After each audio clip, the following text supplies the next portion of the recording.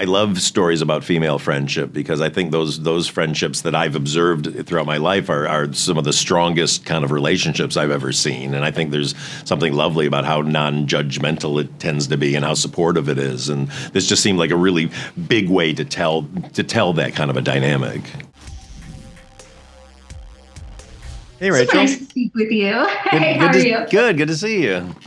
You too. Well, first off, I just want to just ask you, what made you want to get involved with this movie, with This Fool for Good and Evil? I love the script. I love the story. I thought the story of this friendship between these two young women was just so wonderful, and it had so many lovely moves in it, but also I just loved that it was about, not giving up on your friends. And, I thought that was just a really lovely theme, and how you can tell that on a very big canvas by getting to create a brand new world for this. So what was important to you then when you were crafting this friendship between Agatha and Sophie? Was there anything that you really wanted to make sure that you hit on when you were working with this? Well, I mean, it was all there, from the books, and then it was just really about making sure we effectively could bring it out. But, I just love how how this friendship saves both of them, really. I love stories about female friendship because I think those friendships that I've observed throughout my life are some of the strongest kind of relationships I've ever seen. And I think there's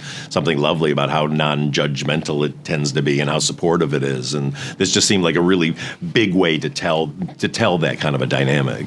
There, when you have a fantasy novel that you're making into a movie, there's obviously it's hard to adapt to everything because of all the elements. Was that a challenge that you ran into? Did you have to sacrifice some things, cut things out? Yeah, I mean that's the book is so massive. The first book, there's so much stuff that happens. So that was it was in development for a number of years before it even came to me, and I know they struggled with that. And then when it came to me, it was in pretty good shape. But then I went in and kind of did more work, and then having read the books, went, I actually think this would be fun to put in here, and worked very closely with Soman to make sure that I got everything, the main things in the fans of the books would want, but also to make a movie that you didn't have to know the books for, to bring a whole new audience to it.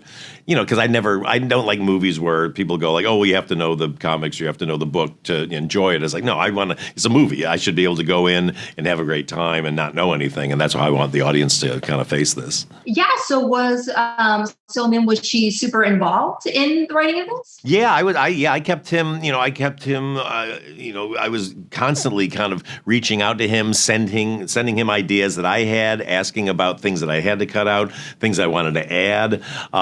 And the great thing about Soman is he's not precious about the books. He's a realist. He realizes there's things from the book we can't do, and it would just be too expensive. And there's things we have to condense.